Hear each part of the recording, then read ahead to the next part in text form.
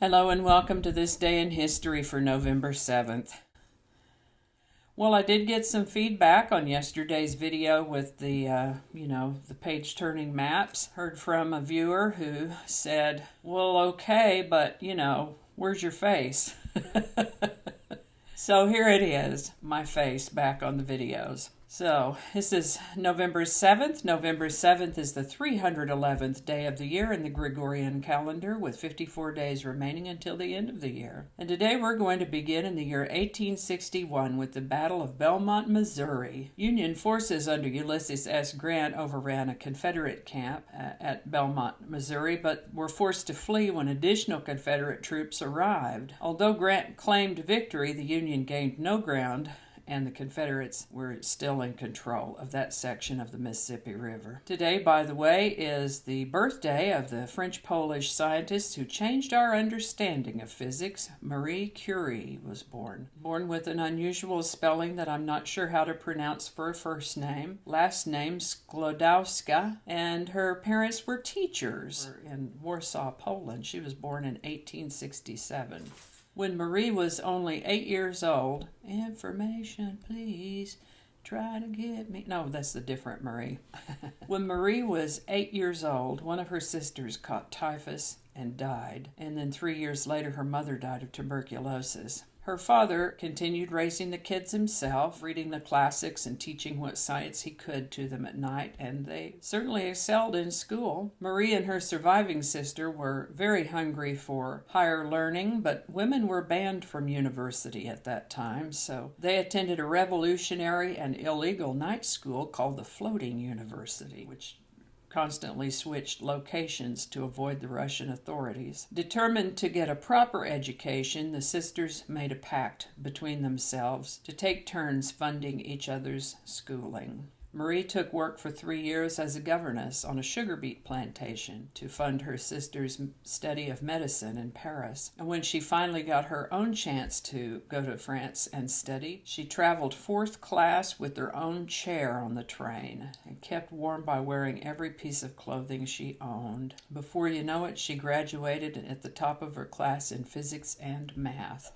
Looking for lab space, she encountered Marie Curie. Their professional relationship soon turned romantic, as frequently happens, and the two were married in July of 1895 in a simple ceremony, bicycling across France for their honeymoon. Always economical, Marie said, "I have no dress except the one I wear every day. If you are going to be kind enough to give me one, please let it be practical and dark so that I can put it on afterwards and go to the laboratory." The couple settled in France, but Marie still had strong feelings for Poland, of course, the land of her birth. When she got her first significant paycheck for research, she used it to repay a scholarship she had received, so that another Polish girl might have the chance to study as she had. Marie was intrigued by the recent discovery of X-rays by a German physicist. While X-rays were getting all the attention in the scientific community, a peripheral discovery, uranium rays, was not. Marie made this the focus of her research. Her discoveries would soon shake up the very foundation of scientific understanding by revealing that atoms, which had been believed to be indivisible, could radiate even smaller particles, electrifying the air around them. Teaming up with her husband, Marie also successfully isolated the elements polonium, which she named for her native Poland, and radium. She coined the term radioactivity to describe the property of emitting rays and believed that it would hold great promise in the treatment of cancer. Interesting about radiation, it can both cause and treat cancer. Anyway, during World War I, she established hundreds of X-ray stations throughout France and created mobile units for ambulances to use on the front, and sometimes drove them herself. She died of pernicious anemia in 1934, probably due to high levels of radioactive exposure she had received in her research. More than 100 years after her lab work, her journals are still too radioactive to handle and are kept in a lead vault. She was 66. 1885, Canada's Transcontinental Railway was completed. In 1908, Butch Cassidy and the Sundance Kid were reportedly killed in Bolivia. In 1910, the first air freight shipment, Dayton, Ohio to Columbus, Ohio, was undertaken by the Wright brothers and a department store owner named Max Morehouse. In 1916, Jeanette Rankin became the first U.S. Congresswoman. In 1922, trumpet player and bandleader Al Hirt was born. In 1929, the Museum of Modern Art in New York City opened to the public. In 1940, the Tacoma Narrows Bridge collapsed.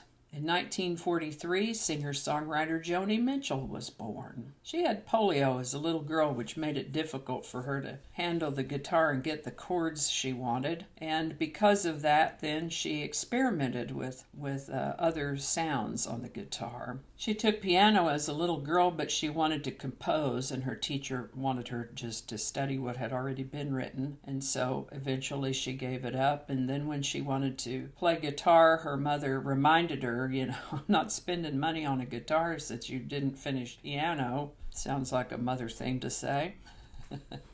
So she saved up and got herself a baritone ukulele.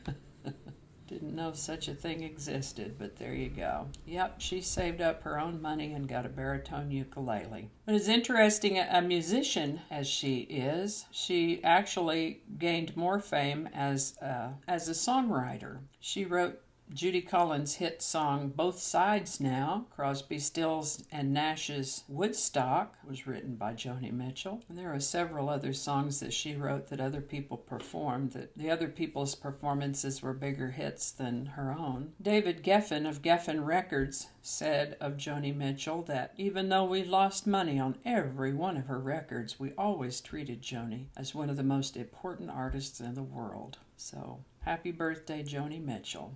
In 1944, a Soviet spymaster was hanged by the Japanese. Also in 1944, on this date, FDR won his unprecedented fourth term. We talked about this the other day, so I'm not going to go over it again. In 1967, U.S. President Lyndon B. Johnson signed the Public Broadcasting Act of 1967, establishing the Corporation for Public Broadcasting. In 1972, Nixon was reelected president. In 1980, the king of cool, Steve McQueen, died. He was only 50 years old. He's got quite a filmography on him. Pretty major stuff, Steve McQueen. Well, he got cancer, and he was actually in Mexico undergoing some experimental treatments. He was diagnosed with mesothelioma, a type of cancer often related to asbestos exposure. And it's thought that he might have been exposed to that asbestos by wearing racing suits. 50 years old at the time of his death. By the way, Steve McQueen's birthday was March 24th, 1930. Shares a birthday with someone very special to me. 1991, Magic Johnson announced he's HIV positive. I didn't see a death date for him, so I'm thinking he might still be alive. On November 7, 2000, presidential election results between Al Gore and George Bush too close to call. I have worked as an election inspector in 2 different states, and I'm thinking if they're having that much trouble with hanging chads, they might need to think about a different way to handle the voting process. I think they have probably taken up another way by now. Yes, as it says here, the election exposed several flaws and controversial elements of the American electoral process. Yeah, I think so. In the year 2000, Hilary Clinton was elected to the U.S. Senate. I'm hearing something that I'm not sure what it is and don't much like it. I'm going to go take a look in a minute when I get done recording. But in the interest of the way that I like to end on a happy or cheerful note each one of my day in histories, if I possibly can, I will tell you that on this day in 2015, Adele's song Hello was #1 in the UK. There's a link to that song in the show notes. It's a pretty intense song, plenty of emotion there, kind of brings up things for me that I'd just soon not be reminded of. But on the happy side of that coin, there's also Hello Parody. Hello Parody. A parody of the song Hello, and there's a link to that one in the show notes as well. So if you love Adele's Hello, you can watch that, and if you're not familiar with it, you can watch it if you want to, but the parody, that's where the money is. The Hello Parody. Yeah, I can relate to that one also. Perhaps more currently. So, well, all right then. I think that's really going to do it for us today.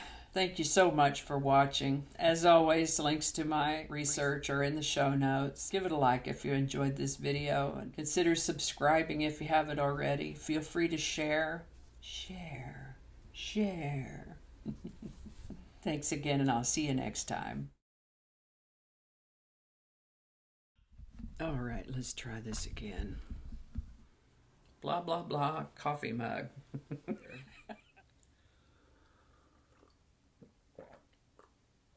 Hello, kitty.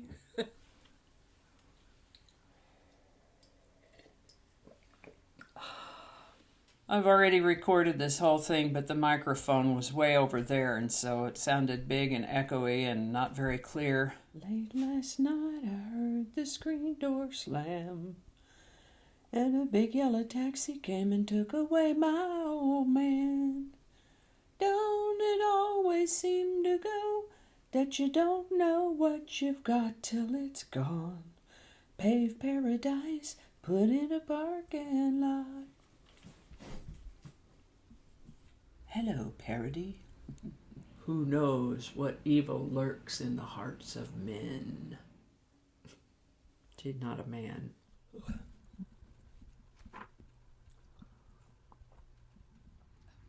Sure would be nice if I could ever read one of these in its entirety without having to start anything over. That would be awesome. I might have to take another look at that. I'm going to have to look at that.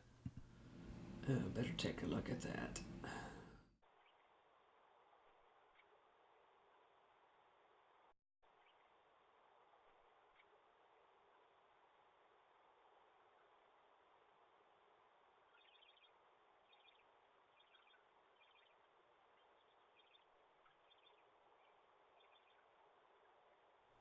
This is why I don't do live shows.